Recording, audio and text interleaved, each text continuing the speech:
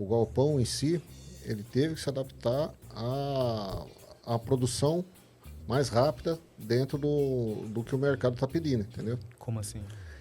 Muitas vezes o produtor pega uma empresa que não tem algum engenheiro no seu quadro de funcionários, não trabalha em cima de cálculos, não segue normas, vai lá, constrói, pega um serralheiro da cidade, constrói uma cobertura e tem problema. E hoje nós temos aí chuvas intensas, ventos cada vez mais fortes, e tudo isso aí, e mais a pressão negativa dentro do galpão.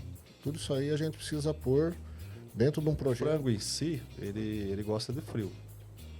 Ele suporta baixas temperaturas até abaixo de zero, alguns estudos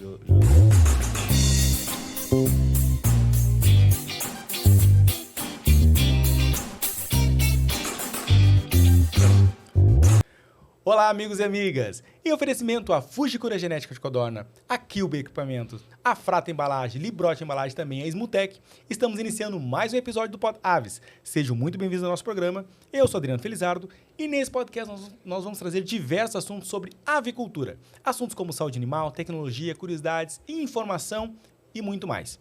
E hoje eu tenho o prazer de receber aqui no nosso podcast duas pessoas importantes. Aqui, questão da avicultura, vamos falar um pouco sobre os galpões para os avicultores, que são dos Edevaldo Nascimento e o André Trombini. Sim. Pessoal, novamente, muito obrigado por aceitar participar aqui do podcast, é um prazer recebê-los aqui, para a gente poder falar uma coisa que vocês dominam um pouco, que é galpões, construção de galpões, né? Eu acredito que vocês vão falar um pouquinho, é algo que vocês conheçam bastante, certo? Valeu, muito obrigado. Enquanto isso, né, eu gostaria de dar para vocês aqui um brinde do podcast, tá? Feito com muito carinho, dos Ateliê Leite Felizardo. Gostaria que vocês abrissem e vissem referente os brindes que tem, nossos apoiadores. Enquanto eles vão abrindo o brinde, eu vou pedir para a Letícia nos ajudar a questão de falar nosso primeiro apoiador, que é a Fujikura. Letícia, o que a gente pode falar da Fujikura? No podcast Pod Aves, estamos sempre em busca no que há de melhor para a avicultura, e a Fujikura é o exemplo perfeito. Quando o assunto é genética de codornas, a Fujikura se destaca como líder em inovação e qualidade. Com melhoramento constante em genética, a Fujikura garante resultados superiores e uma produção de alta performance. Escolher a Fujikura é investir em qualidade, excelência e futuro para sua granja. Fujikura, a revolução genética que transforma a sua avicultura. Certo. Então, você que é avicultor, que não uma genética de qualidade, uma genética de codorna de qualidade, tem que ser a Fujikura. Também nós temos quem? A Kilber Equipamentos. Letícia, o que você pode falar da Kilber para nós? Se você quer transformar sua granja em um verdadeiro exemplo de sucesso, precisa contar com o que há de melhor. A Kilber oferece soluções incomparáveis em tecnologia, manejo, alimentação e climatização, garantindo máxima eficiência e resultados que superam expectativas. Com a Kilber, você não só eleva sua produção, como também lidera o mercado avícola com inovação e segurança. Kilber, a escolha certa para quem exige o melhor na avicultura. Certo. Também temos quem também? A Frata Embalagem. Se você busca soluções para embalagens de ovos, nossas bandejas plásticas PET são a resposta, com resistência e altíssima qualidade. São feitas com 100% de material reciclado, garantindo proteção e sustentabilidade para seus produtos. Com a Frato, você não só protege, mas se destaca no mercado avícola, alinhando eficiência e responsabilidade. Frato Embalagens, excelência e cuidado com o planeta. Agora, se você quiser uma bandeja de 20 e de 30 unidades de polpa de papel, aí é a Librote Embalagem. Letícia, o que você pode falar da Librote? No Pod Aves, a resistência e a proteção são essenciais para os produtos da avicultura. E a Librote Embalagens é a garantia de qualidade e segurança. Bandejas frágeis não são uma opção. Na avicultura, cada detalhe importa para o sucesso do seu negócio. A Librote Embalagens oferece resistência excepcional, segurança em cada etapa e confiança que sustenta sua produção. Estrutura reforçada para o transporte e manuseio, proteção completa contra quebras e perdas. Na avicultura, escolha Librote Embalagens e garanta a melhor solução para o seu negócio. Librote Embalagens, resistente, segura, confiável. E para finalizar, a questão de classificação de ovos é quem? A Smutec. Só posso estar falando da Smutec. Letícia, o que você pode falar da Smutec para nós? No Pod Aves, a automação do futuro tem nome: Smutec Avicultura. Apresentamos mais uma opção. A Smutec Avicultura revoluciona sua granja com tecnologia suave e precisa, oferecendo automação de alta performance e manuseio simplificado, mais agilidade e eficiência no seu dia a dia. Soluções inteligentes para embalar, classificar e transportar ovos com máxima precisão. Atendimento especializado e pós-venda impecável, pois a inovação de verdade não termina na compra. Ela acompanha você em cada etapa. Smutec Avicultura. Tecnologia suave, simples, eficiente e precisa para a sua granja. Certo, então, pessoal, muito obrigado aos nossos apoiadores, agradecer aos nossos apoiadores, agradecer novamente o Edevaldo, agradecer novamente. Nós que agradecemos. Agradecemos André. o convite, obrigado pelo brinde.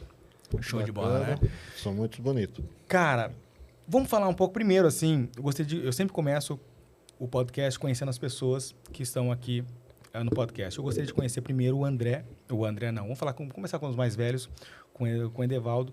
Edevaldo, quem é o Edevaldo Nascimento e como é que surgiu a questão e por que a construção de galpões hoje?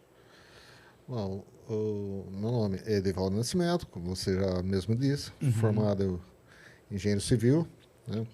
Hoje a gente atuamos aí no campo como construção de aviários, né? de alta performance. Formado há quanto tempo? Eu sou formado há já 10 anos. 10 anos em engenharia civil. Engenharia civil. Formado aonde?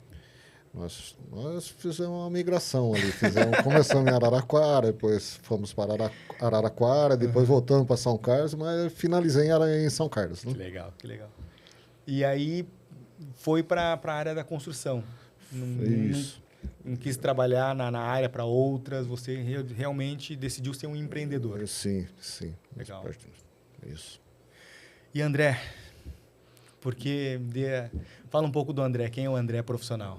André tenho 43 anos, pai de 2 filhos, sou formado em engenharia civil também, tenho pós-graduação em engenharia de segurança do trabalho. O Edevaldo é amigo já de faculdade, nos conhecemos na faculdade. Sim. E por um período depois do término da faculdade, cada um seguiu para sua área. Eu, por alguns anos, fiquei trabalhando em uma construtora, no ramo de construção de edifícios multifamiliares. E após uns anos, o Edevaldo, através de um convite dele, um amigo próximo dele, que já trabalhava no ramo da avicultura, com construções de galpões, ele me apresentou e a gente passou a trabalhar nesse ramo. Entendi. Aí iniciamos há uns 5 anos no ramo da avicultura. Período de formação de faculdade, mesmo dele. A gente estudou junto há 10 anos. Se formaram? Isso, juntos. Pô, a formatura, Iniciamos juntos e terminamos juntos a faculdade. Eu brinco que é quase um casamento já nós dois. E desde então a gente, depois que iniciou no ramo da avicultura, praticamente o nosso foco é somente construção de galpões. Estamos se especializando com isso. E por que o agro? Ocasião do mercado, como eu falei, ele tinha um amigo em comum que já trabalhava com isso. E ele não tinha um engenheiro no seu corpo de funcionários, no seu quadro. E com alguns problemas, ele precisava do engenheiro, o Edevaldo me apresentou, o Edevaldo estava trabalhando em outra empresa que ele não podia sair, e eu havia terminado algumas obras em Goiás, estava voltando para São Paulo e coincidiu de encaixar. E a gente gostou do ramo, um trabalho bacana, umas obras bem legais de executar, e acabamos se firmando nesse ramo.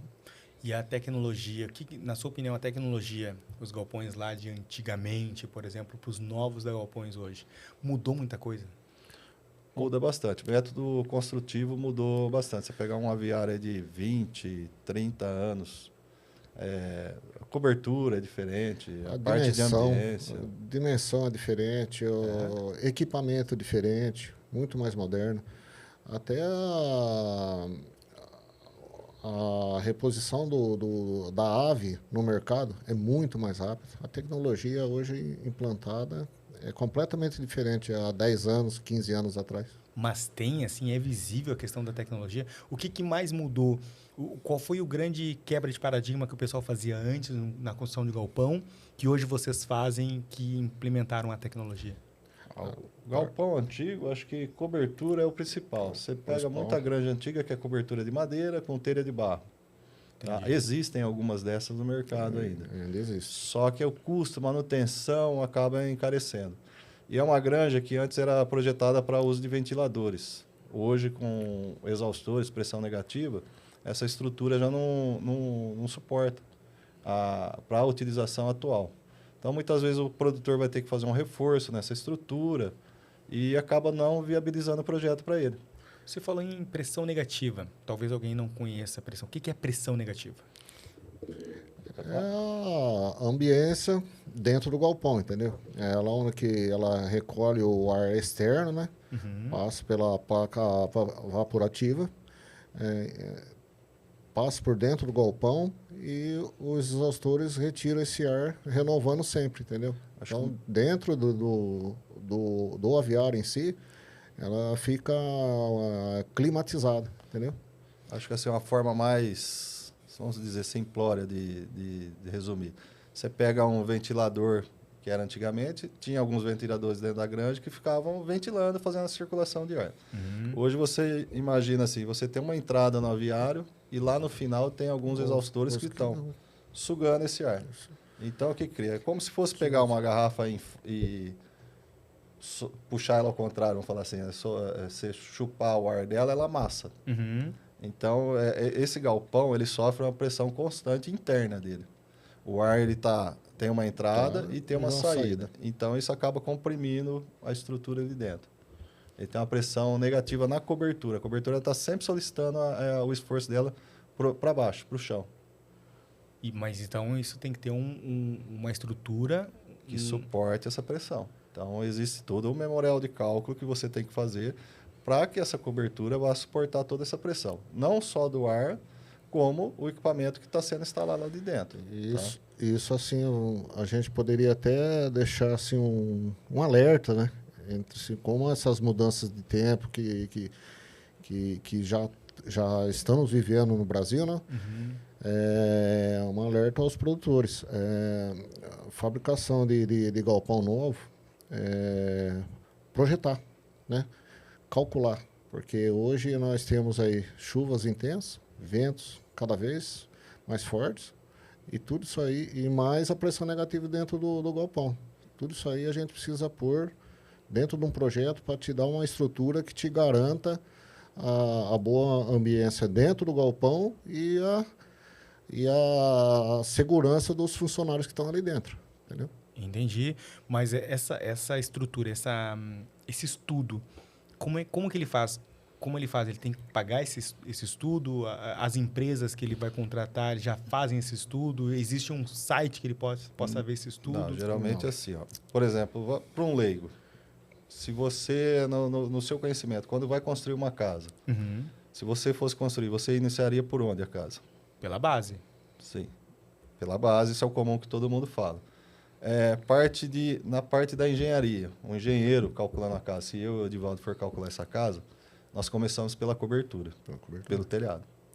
Mas não é pela fundação. Não. A fundação é vai ser feita... a última parte do projeto. Por quê?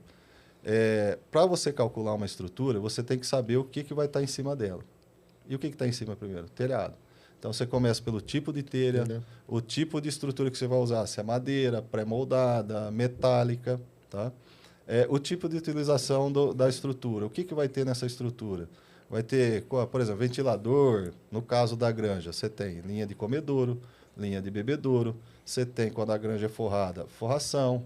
Esse sistema é tudo preso por arames, então cada arame tem uma tensão que o montador vai lá aplicar nele para deixar ele esticado, para esticar o forro. E depois esse peso descarrega onde? Nos pilares. Nos pilares. E os pilares vão descarregar no solo. Então, para o solo resistir a todo esse peso e a estrutura de cobertura suportar tudo que está pendurado nela, termo mais comum para falar, a gente começa pelo telhado, pela cobertura. E hoje, na construção dos galpões, existem diversos tipos de telhados, diversos tipos de cobertura? A mais comum usual hoje, até pela praticidade de cobertura, é a cobertura de galvalume. Telha metálica. Aí entra na telha comum, que é só a telha. Tem a telha sanduíche, que ela já vai com o isolamento térmico. E, em alguns casos, até elimina a forração. Então, vai muito do tipo de memorial que a integradora vai solicitar. Tá? Mas, tá, tudo bem, mas você tem a telha normal, que é de metal, e depois tem a sanduíche. Eu conheço essas duas. Sim. Mas, teoricamente, eu me levo a crer que sempre a sanduíche vai ser melhor, porque vai ter o isolamento Sim, térmico. só que o custo é um pouco mais elevado. Aí entra na questão de investimento do cliente final. Até onde ele tem viabilidade para executar esse tipo de projeto. Tá, mas se ele colocar a telha em cima normal, tá, a metálica, para ele poder fazer depois o isolamento térmico, vai ser um dinheiro significativo também. Vamos falar para partir para frango de corte, que é o mais usual aí, que tem bastante granja. É uma telha comum e abaixo dessa telha vai a forração, o forro de lona que o pessoal usa. E essa granja é climatizada, ela tem um controle de temperatura ali. Então, pelos próprios equipamentos novos, ele controla a ambiência dentro do aviário, velocidade de vento, umidade do ar. Então, isso tudo é controlado. Então, é como se você estivesse ali dentro de uma casa com ar-condicionado. Eu já entrevistei o Adriano Killer, você deve conhecer, e ele me falando que foi numa granja no Uruguai e disse que entrou e o clima lá é extremamente... a temperatura alta, calor, e ele sentiu frio dentro do aviário. Hoje nós temos tecnologia também para poder fazer isso? Sim. Tem.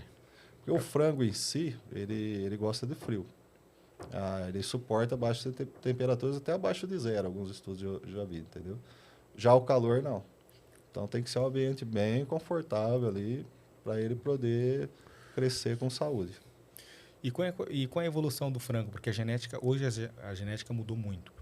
As empresas que fazem a construção de galpão hoje tiveram também que se adaptar a essa mudança, essa evolução dos animais, vamos falar assim de forma geral, animais industriais, vamos falar que sejam produzidos em larga escala? Sim, teve que se adaptar e, assim, na realidade, o galpão em si, ele teve que se adaptar à produção mais rápida dentro do que o mercado está pedindo, entendeu? Como assim?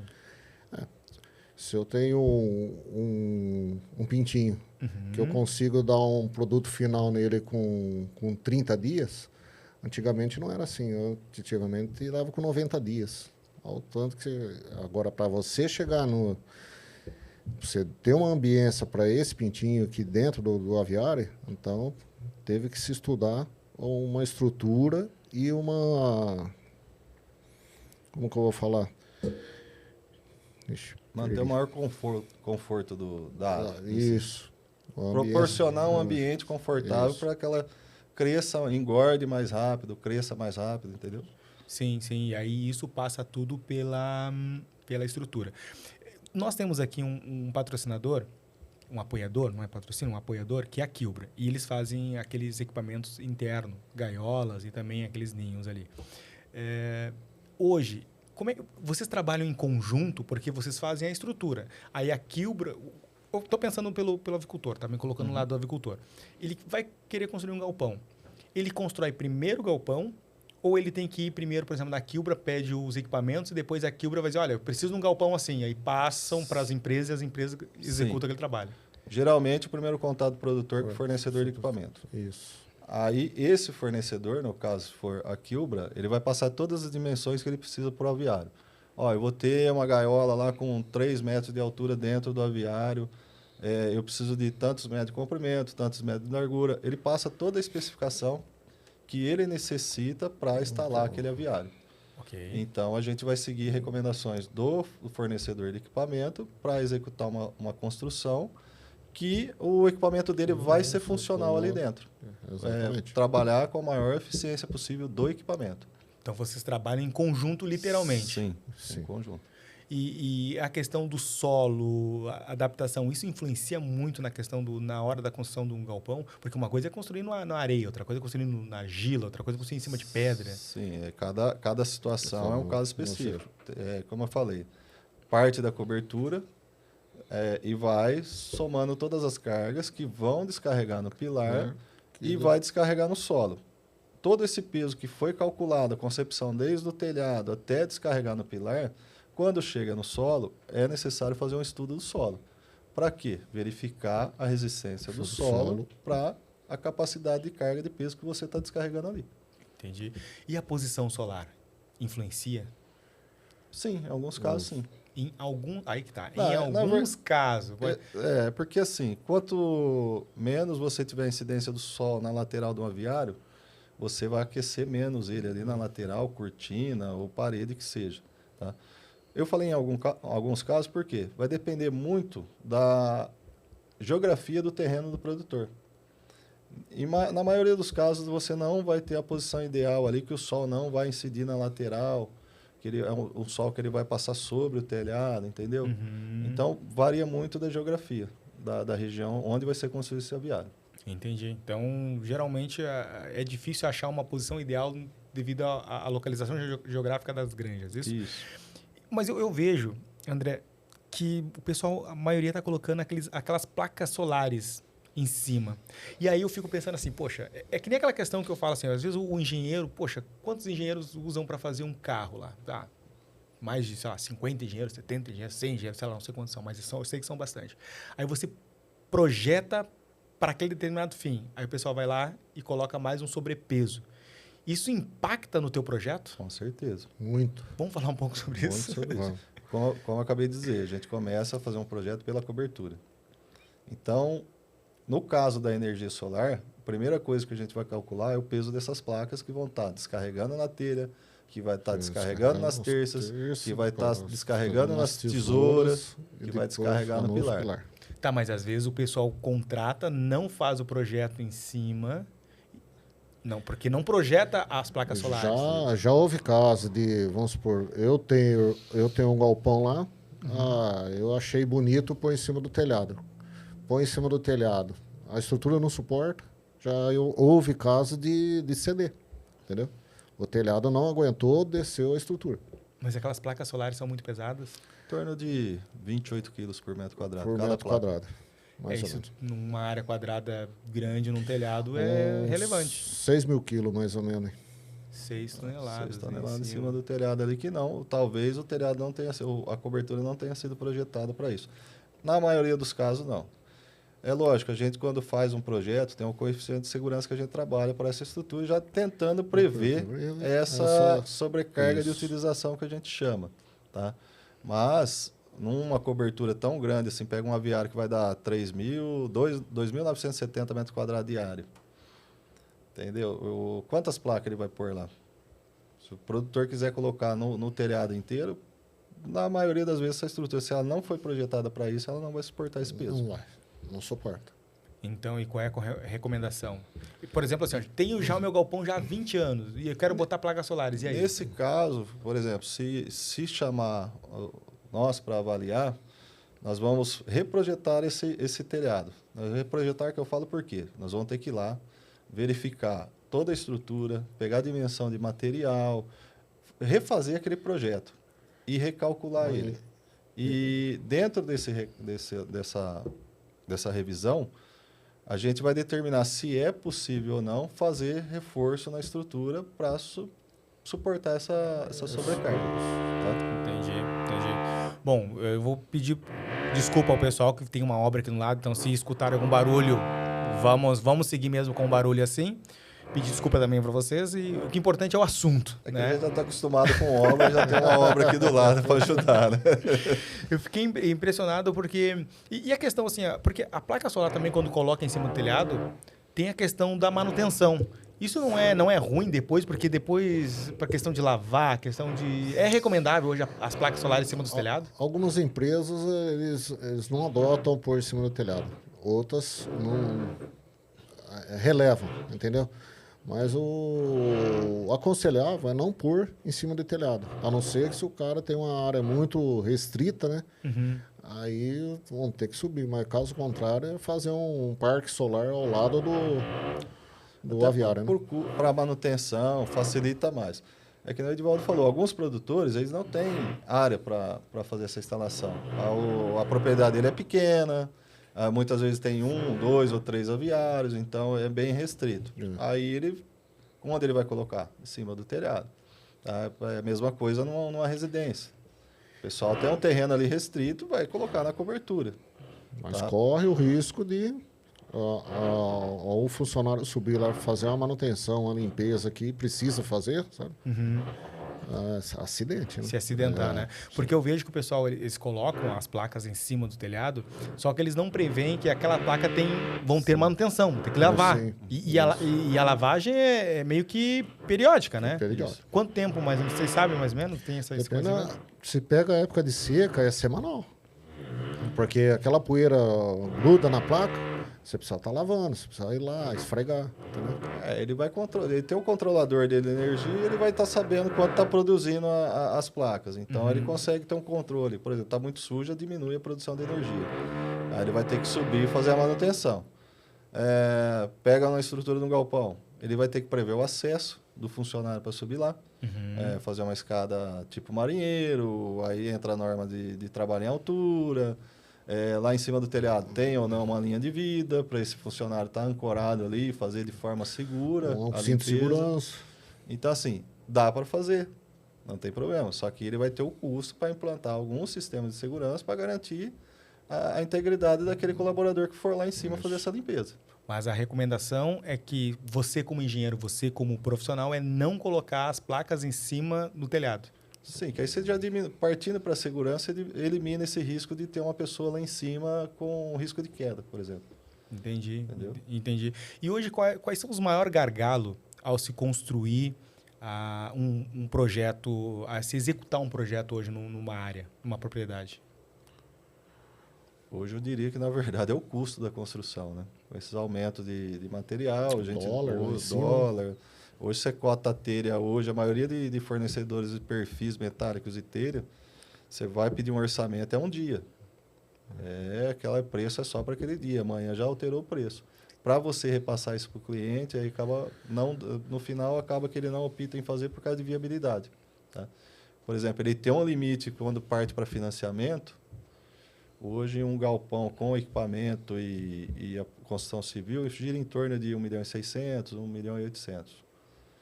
Então, ele tem aquele custo que ele tem para fazer o galpão. Se tiver um aumento significativo do material, partir para 2 milhões, 2.200.000, já não vai dar viabilidade para esse produtor.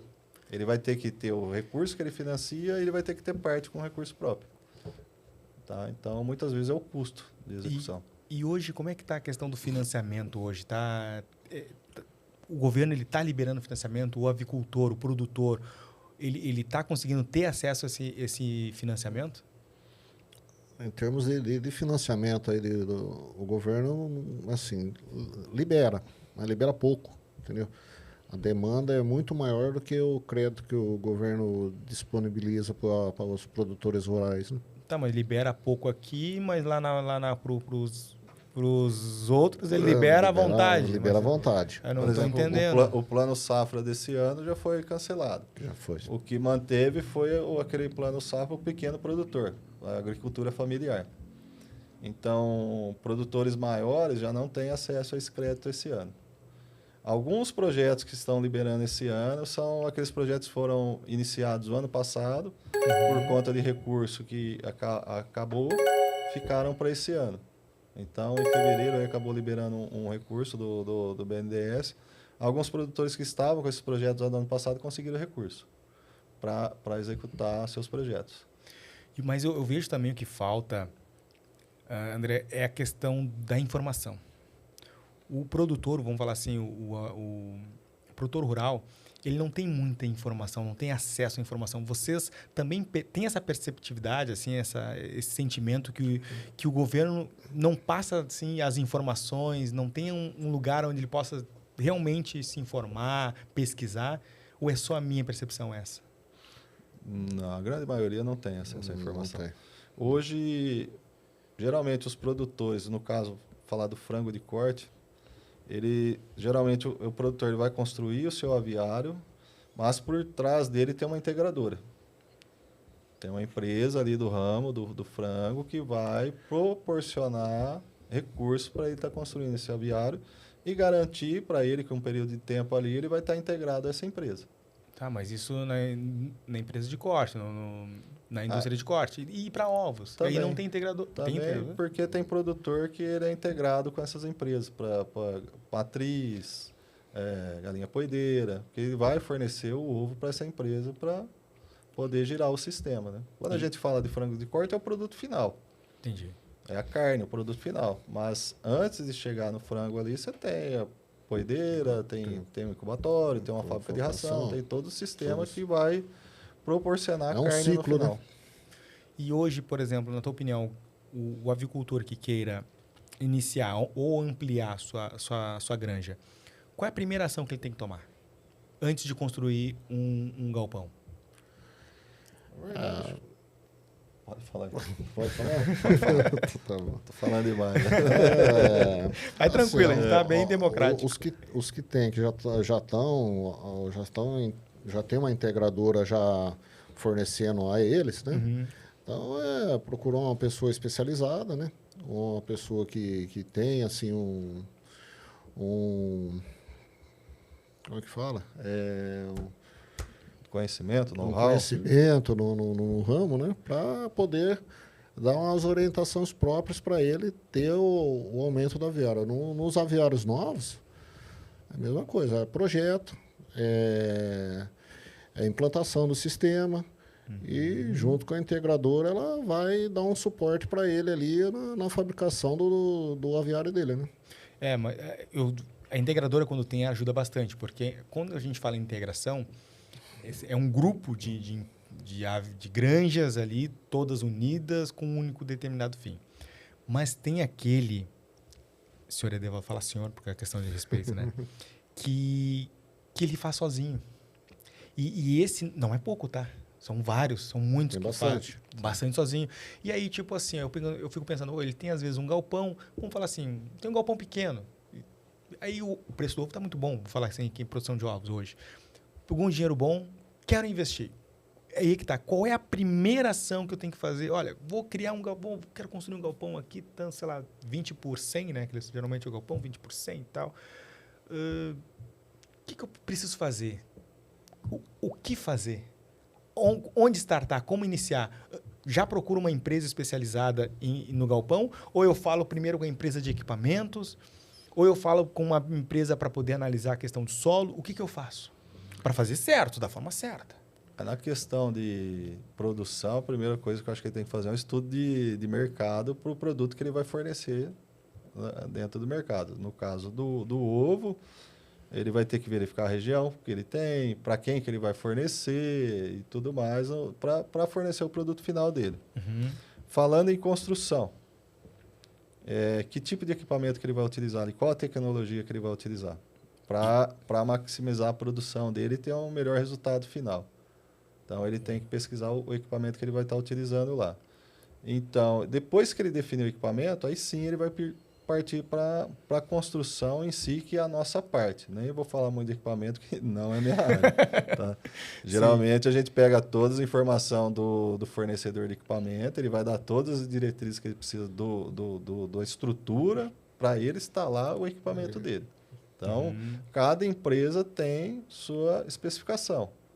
Então, ele vai vai construir com a empresa Y o equipamento dele. A gente vai lá com a empresa Y e fala, o que você precisa para o seu equipamento ser funcional. A Quilbra, por exemplo. Ele escolheu Isso, a Quilbra, por exemplo. A gente vai falar com a Quilbra. Quais são as suas necessidades para que você tenha 100% de funcionalidade do seu equipamento? Okay. Ele vai passar todas as especificações e nós vamos construir o aviário conforme as especificações dele.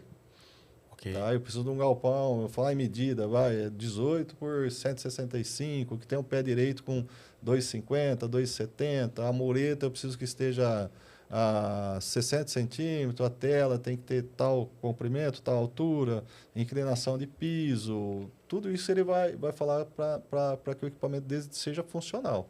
Tá? Aí depois a empresa vai lá, vocês vão lá e fazem a execução. Qual é a pior obra que vocês já fizeram, assim, tipo, já teve, porque já tem cara de pescoço, né? não é só picanha, tem cara de pescoço também. Já teve alguma obra, assim, foi um pepino, assim, chegaram, fizeram um planejamento, chegou lá, putz, e aí foi um cara de pescoço. Eu acho que, assim, pepino em relação à construção, não. É mais algum fornecedor de materiais que em determinada região você encontra um pouco mais de dificuldade. Eu falo isso porque, como a gente trabalha com projeto, então tudo é projetado antes de executar, a gente tenta minimizar o máximo de erro possível. Tá? Então, quando a gente já entrou no mercado, foi assim, por conta de erros de outras empresas, que o pessoal encontrou dificuldade, a empresa não tinha um engenheiro no seu quadro de funcionários, era uma pessoa que já trabalhava no ramo da avicultura e decidiu fazer construção, mas não tinha conhecimento técnico sobre construções. Mas isso tem no mercado? Tem. E Bastante. Tem no mercado isso aí? Muito. Por exemplo, Eu desconheço. Por exemplo, hoje você contratar a nossa empresa, no caso, para executar um projeto, como a gente disse, o Edivaldo é engenheiro civil, eu também sou. Então, a gente tem conhecimento técnico sobre o assunto. Então, a nossa construção vai ser o quê? Viabilizar em termos de custo e tempo de execução para que o produtor tenha o seu aviário funcionando o mais rápido possível. Tá? Então, como eu falei, vai prever toda a sobrecarga de utilização, vai minimizar a construção para que o fornecedor de equipamento, no caso da Quilbra, tenha a máxima eficiência do seu equipamento, que vai gerar um produto final maior para o produtor. E com segurança e que seja durável. Tá? Qual que é o grande gargalo nosso? Não só na construção de aviários, mas qualquer construção. Por exemplo, se você for fazer uma reforma na sua casa, você vai contratar um engenheiro, um arquiteto, alguma coisa para fazer essa reforma, o custo vai ser um pouco diferenciado que você pegar o Tião Pedreiro ali, que é seu vizinho, chamar ele lá, ele vai... O que eu vou fazer? O preço dele vai ser bem menor. Bem menor. Então, muitas vezes ele vai consumir material que não é necessário, ou ele vai superdimensionar essa estrutura, que vai usar o material em excesso, além do que precisa, ou ele vai deixar ela fraca, vai usar menos material do que necessário, vai subdimensionar ela, e ela não vai parar de pé, ou cai por causa de sobrepeso. Então, a gente equaliza essa construção para quê? Para que ela tenha a máxima de eficiência, seja segura e com o custo menor possível. Mas já aconteceu de vocês executarem um projeto e depois ou estar executando um projeto e mudar no meio do caminho. Isso acontece geralmente na obra, por quê? Por exemplo, você fez um projeto lá que não vai, por exemplo, não tem estrutura para poder sustentar uma placa solar. Aí lá pelo meio do projeto o avicultor fala para você, não, mas eu quero essas placas solar. E aí, cara, o que faz? Primeira recomendação que a gente dá para ele é assim, não foi projetado para esse fim. Para esse fim. Se ele insistir, a gente vai trabalhar vai recalcular essa estrutura e propor para ele algum tipo de reforço. De reforço onde que são instaladas as placas. Para suportar essa sobrecarga que ele decidiu fazer no meio do caminho ali. Dá para fazer, não tem problema. É tudo, só que assim, tem um custo que vai alterar o projeto e a gente vai ter que repassar esse custo para o cliente. Tá? A gente, voltando até no assunto aí um pouco para trás nosso aí, nós fomos visitar um produtor onde que ele tinha comprado já uma granja que já fazia mais de 20 anos que existia a granja, comprou, desmontou a granja e chamou a gente lá para orçar. Só que a granja era 16 metros, ele queria uma granja que fizesse com 32 metros, né? Utilizando a mesma estrutura. Simplesmente chegando falando que não tem condição. Não dá. Não tem. Não é viável. Não é viável isso aí para ele. E ele não gostou, né? Falei, mas infelizmente é isso aí. O senhor quer montar, o senhor pode ter certeza que isso aí vai vir para baixo. Chama o Tião. Então, A gente faz a orientação, né? Que nem conselho, se fosse bom, não se dava, né? Vendia, Então. né? Mas, assim, além de tudo, no período da construção, a gente tem a responsabilidade técnica dessa construção. Então, nós vamos emitir uma RT, que é uma anotação de responsabilidade técnica. Qualquer problema que tiver ali, existe um conselho que vai cobrar da gente. A gente responde juridicamente sobre isso. Tem de quem cobrar, na verdade. Você tem uma segurança na hora da execução. E mais uma coisa também que me preocupa, está me preocupando, eu sou gaúcho, né? Hoje a gente está gravando em São Paulo, mas geralmente a nossa sala fica em Porto Alegre. E não sei se vocês acompanharam, teve essa mudança climática lá, enchentes e tal, beleza. Isso me preocupa porque hoje, cada vez mais, os galpões, tá? As estruturas, os equipamentos têm que ser planejados de uma forma que possa resistir às mudanças climáticas. E aí, para vocês, como é que está sendo isso?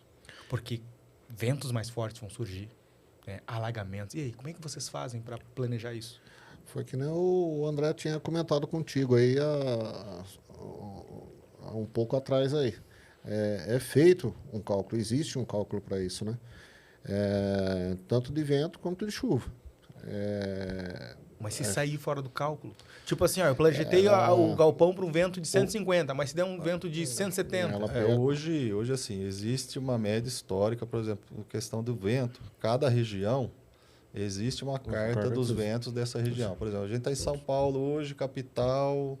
O bairro eu não me lembro de cabeça, mas aqui Lapa, tem, Lapa. Na Lapa existe uma carta de ventos dessa região da Lapa. Então, ele vai indicar qual que é a média histórica de velocidade de vento, qual que foi a maior incidência de vento em 100 anos. Nesse período. Qual a direção que a maior incidência desse vento? Ele vem do norte para o sul. Então, tudo isso já entra no cálculo da estrutura. Chuva também. É o mesmo processo. Mas o meu medo é, por exemplo, assim, tá? A gente pega essa carta ali, tá? Desculpa insistir nesse assunto. Mas é uma coisa que me preocupa. Literalmente me preocupa, tá, pessoal? Tá lá, média histórica, 100 anos. Lapa, 130 km por hora. Máximo, bateu. Pum, pico. Só que, com as mudanças climáticas... Pode chegar a 150. Pode chegar a 160. E aí, professor? E o projeto com 160, porque daí a gente fala a questão do superdimensionamento, entendeu? Aí o avicultor pode dizer, tá, mas você está fazendo para vento 160 e nunca deu em 100 anos. A gente trabalha além desse cálculo aí que é feito, a gente trabalha com uma margem de segurança de 30% acima. A mais. Prevendo então, já isso aí. Então é uma boa porcentagem. Então. Sim, isso, com certeza. E já teve. Lógico, vai ter, desculpa te cortar, mas tem aquele caso que é o extremo, que aí não tem como prever. É a natureza, furacão. A gente está falando, é a natureza.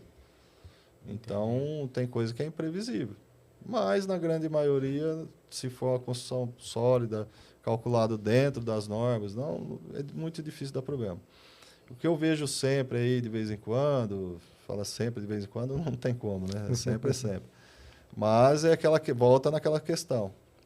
Muitas vezes o produtor pega uma empresa que não tem algum engenheiro no seu quadro de funcionários, não trabalha em cima de cálculos, não segue normas, vai lá, constrói, pega um serralheiro da cidade, constrói uma cobertura e tem problema.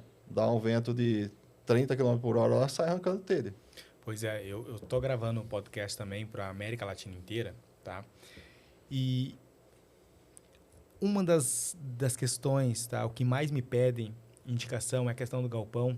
E eu vejo que os galpões deles lá, por fotos ali, porque quando me mandam a foto da granja, eu analiso tudo. Analiso se tem genéticas diferentes, analiso a questão de se tem nípel, eu analiso tudo na foto, né? E o que eu vejo, a estrutura dos galpões deles é uma estrutura, para mim, extremamente frágil. Sabe? Poxa, eu fico pensando assim, nossa, dá um ventinho aí, sei lá, 100 km, 120 e levanta aquele galpão. E aí eu pergunto para vocês, hoje, a nossa tecnologia que estamos aplicando agora, existe ainda espaço para um desenvolvimento maior nos galpões? Existe ainda espaço para nós desenvolver e melhorar ainda cada vez mais os galpões? Sim, sempre é possível melhorar. Tipo? Parte de construção, com o advento da tecnologia dos equipamentos, a construção civil tem que acompanhar. Tá? Então, o que eu falo, tudo é possível construir. Hoje, praticamente, nada é impossível construir. Só que, assim, tem que ter um estudo para que seja feita essa construção. Tá? Muitas vezes o projeto de uma ponte vai durar anos para você fazer o cálculo dele. E, da mesma forma, é o projeto estrutural de um aviário. Tá? Não é um projeto que sai do dia para a noite. Por exemplo, para chegar numa cobertura sólida, volto a falar, tipo de telha, quanto pesa a telha, se tem ou não energia solar em cima, tá? O peso da forração, quantos quilos de ração tem na linha, quantos quilos de água na capacidade máxima, tudo isso tem que ser calculado. os pontos de fixação desses guinchos que vão levantar essas linhas, elevar e baixar essas linhas de ração, que posição que ele vai estar no aviário, essa posição, o que vai influenciar na estrutura, tudo isso é um cálculo minucioso que tem que ser feito. É por isso que eu volto a dizer, alguns problemas que existem é porque o produtor, muitas vezes, pensando no custo, pega uma empresa que não tem um profissional habilitado para fazer esse tipo de cálculo no seu quadro de funcionários e acaba saindo um custo mais barato. Só que o barato acaba saindo caro no final. Sim, pode perder todo o seu projeto, toda a sua estrutura. Porque ele não perde só a estrutura, ele tem um investimento de equipamento ali embaixo. Equipamento também. Isso a gente está falando em bens materiais. E tem o risco de ter um funcionário ali embaixo e ter danos pessoais também. Isso é um risco maior. E hoje existem seguros para o galpão em si ou não? Sim, Existe. existem. Tem algumas empresas especializadas, tanto seguro durante a obra, como depois de executada a obra. Seguro do prédio, da infraestrutura. Legal. E uma questão, como é que vocês estão enfrentando a questão de mão de obra para a execução dos projetos? Olha o André. Eu nem vou contar aqui, senão eu vou descobrir o segredo onde a gente acha e os concorrentes vão atrás. Não é essa questão, não é essa questão, mas como é que está sendo para encontrar mão de obra? E aí? Porque, claro, você vai ter que ter... Parei que agora teve um barulho aqui. Eu vou atrás desse pedreiro aqui, que está trabalhando bastante, eu acho que dá para contratar ele. Você deve ter, tipo assim, ó, não sei se é dificuldade ou facilidade. O que eu vejo aqui o pessoal falando é que cada vez mais está difícil de encontrar a mão de obra qualificada. Assim, e aí, para vocês, como é que tá? A gente, assim, no início apanhamos bastante, né? Apanhamos bastante. Fomos peneirando. Hoje nós estamos um quadro funcionário treinado e, assim, que nos dão solução, não dão dor de cabeça, entendeu? Então, a rotatividade nossa de funcionário dentro da empresa, ela é baixa. Muito baixíssimo. Ah, é? Então conseguiram equalizar, mas esses... levou um tempo, né? Demorou um bom tempo para nós chegar nesse ponto. Mas vocês treinaram ou vocês captaram no mercado? Não, nós treinamos. Ah, mas essa é a diferença. Nós treinamos. Vocês treinaram o pessoal. Muitas vezes já são... Por exemplo, pedreiro, ele vai construir em cima de um projeto. Então, hoje a gente tem, na parte civil de alvenaria, tem um mestre de obra que toma conta da obra. E tem os profissionais, pedreiro, ajudante, que vai estar fazendo toda a parte civil. Cobertura metálica já entra a parte de serralheria. Tem soldador, tem o ajudante de montagem, tem o cara da cobertura. Então, são mão de obras especializadas para fazer a execução desse tipo de serviço. Tá? Não só no campo, quanto na nossa oficina, que a gente fabrica a estrutura num prédio próprio nosso. Entendi. Tá? Então, a gente tem o pessoal que fica na fábrica e o pessoal que vai para o campo. Mas como é que... A construção em si, esse pedreiro é bom, viu? Se não é bom, faz um barulho danado. Mas a execução, ela é feita por etapas e cada pessoa faz uma etapa ou é tudo junto? Não, no início ela etapas, né? A fabricação de pilar a gente faz na própria obra. Nesse mesmo tempo a gente já está mexendo com perfis na oficina para fabricar as tesouras. Uhum. Nesse outro tempo nós já estamos comprando telha já para na hora que chegar essa estrutura a gente já ter essas telhas já para fixar elas também em cima das estruturas. Então fixou os pilares, estrutura vem, mureta, telhado, estravamento, suporte dos guinchos, caixa d'água, casa de caseiro, e assim vai, entendeu? Chegou lá no final, meio que o trabalho tá todo mundo junto ali. Entendi. Mas tem alguns pedidos meio que inusitados, assim, o que o granjeiro mais pede para vocês, assim, na hora de execução ou na hora de um projeto? Tem diversos pedidos. Sem contar em preço, né? Preço é o que mais deve pedir. Eu acho assim, o galpão em si, a estrutura do galpão, comprimento, largura, não tem muito que variar. O que ele vai pedir, às vezes, a casa de fornalha está a 60 metros da placa evaporativa, ele quer que coloque na cabeceira do aviário.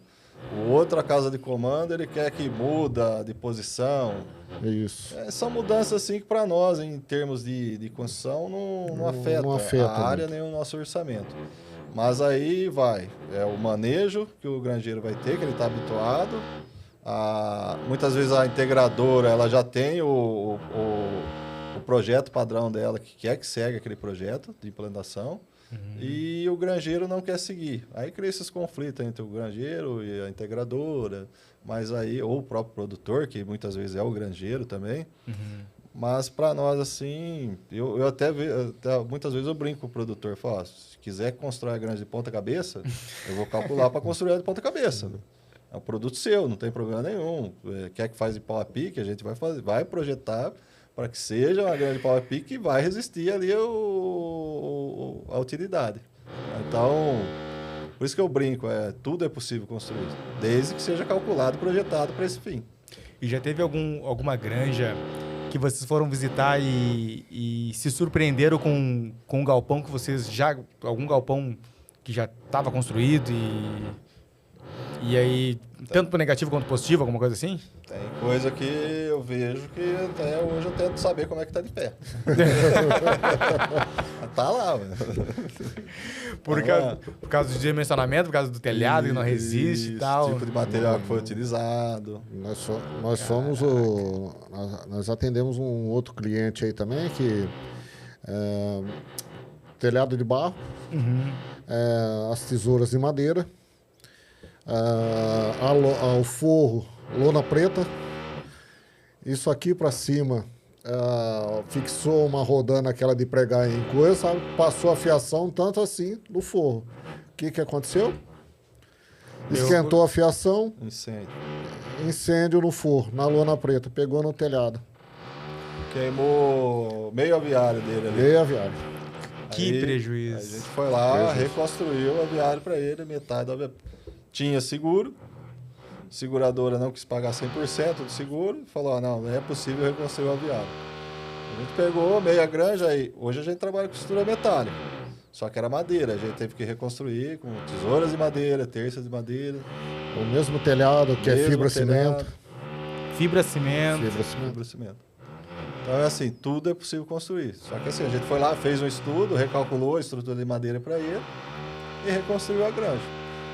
Verificou se não danificou pilar, se não teria que trocar pilar ou não. A gente refez toda essa parte de infraestrutura para ele e redimensionamento.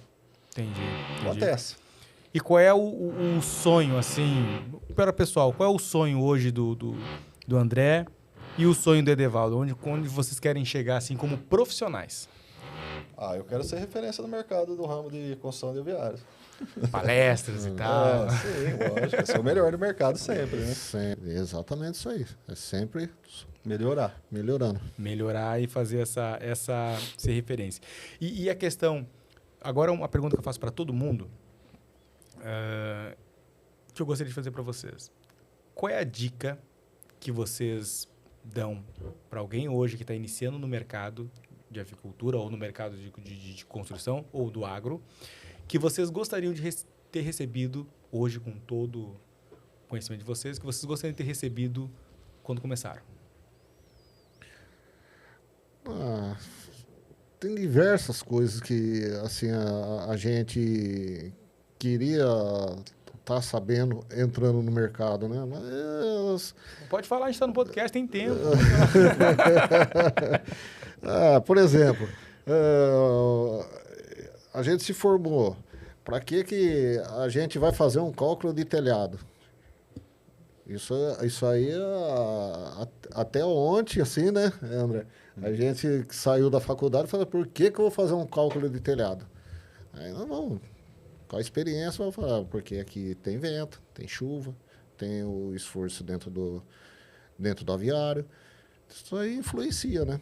E a gente, às vezes, sai de uma faculdade e sai para o campo não sabendo disso, entendeu? E você vai aprendendo isso aí conforme você vai trabalhando em cima da necessidade do cliente, entendeu? Entendi. Quando eu perguntei por onde começa a construção de um edifício, de uma casa, alguma coisa, falou pela base, pela fundação. Quando nós ingressamos na faculdade, o nosso pensamento era o mesmo. Aí você vai tendo conhecimento com profissionais da área, vão ensinando, e sai dali pré-pronto. Você tem o conhecimento de... Como é que se fala? De estudo. Não tem a vivência profissional. Eu brinquei com o Tião ali, o pedreiro ali, mas muitas das vezes a gente escuta, a grande maioria das vezes a gente escuta. Ele tem a vivência profissional. Às vezes pega um pedreiro aí com 30 anos de construção, ele já passou por várias situações, já viu vários projetos que deu erro, e eles pontuam, falam, já em tal lugar eu fiz isso, não deu certo. A gente vai lá conversar, por quê? Então, assim, além de se você ter um conhecimento técnico, você tem que ter a vivência profissional. Tem que ter. E quem está ingressando no mercado, principalmente no ramo da construção civil, eu acho que ele tem que aprender a ouvir aquele profissional que está executando ali, que está assentando um tijolo, um mestre de obra, que já está há vários anos no mercado, e escutar um pouco, sempre escutar. E todo mundo tem um pouco para oferecer para conhecimento. Dependendo do que ele falar, você volta lá para a parte técnica e tenta aplicar aquilo na parte técnica. Fala, não, isso daqui vai dar certo. Tá? E vocês também sofrem com essas desinformação que tem via internet, que o pessoal falando diversas absurdos. Que para mim, eu sofro bastante aqui, que principalmente a avicultura, que vou falar assim, tem muita gente dando desinformação, ensinando o pessoal a criar galinha de uma forma, tem professores que não criam uma galinha e dão cursos aí, entendeu? E de forma lamentável. E com vocês sofrem isso com essa desinformação também ou não? Hoje o que eu vejo no mercado, existem algumas ferramentas aí que eu vejo para cálculo de galpão. Eu vejo algumas planilhas que o pessoal vende na internet. Então, você tem a planilha pronta lá e você joga algumas informações, ela dimensiona toda a estrutura para você. Para um leigo, ele vai pôr lá dimensão, largura, comprimento, vai gerar o cálculo do galpão. Só que são várias fórmulas e cálculos que você utiliza num cálculo estrutural, é um cálculo extenso, não é brincadeira. Não. Então, a pessoa tem que saber de cada item que ele está colocando, cada valor que ele está colocando, o que vai gerar na estrutura, para dimensionar. E se essa planilha tiver um erro, ou um número for digitado errado, em uma posição errada, pode ser que ele tenha problema no dimensionamento dessa estrutura. Aí volto a falar, ou superdimensiona ou subdimensiona ela fica fraca. Então, você tem que ter esse conhecimento que a pessoa vai ter na teoria, na escola, ali na faculdade. Entendi. Quantos ferros eu vou usar na armadura, se ele vai estar em cima da armadura, se ele vai estar embaixo, distância de estribo, bitola de estribo, quantidade de concreto, qual tipo de concreto eu vou utilizar. Entendi. Entendeu? Então, é um estudo minucioso, não é brincadeira. Sim, e existe muito isso, vocês encontram esse tipo de conteúdo na internet, no YouTube, essas explicações? Tem, assim? né? Tem bastante. Tem, né? Isso prejudica vocês?